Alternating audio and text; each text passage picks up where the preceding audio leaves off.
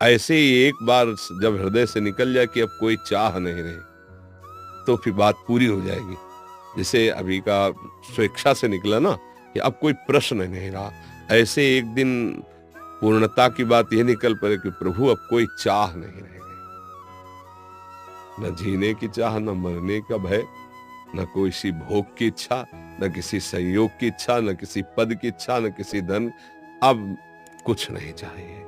ऐसा हृदय से आने लगे तो जाहिर भगवान यही अनुभव में आ जाएंगे, हृदय में ही आपको दिखाई देगा। नारायण या गौर श्याम को हृदय निकुंज में, यही प्रभु आंख खुली हो या बंद हो, हृदय मंदिर में प्रभु झलकने लगेंगे।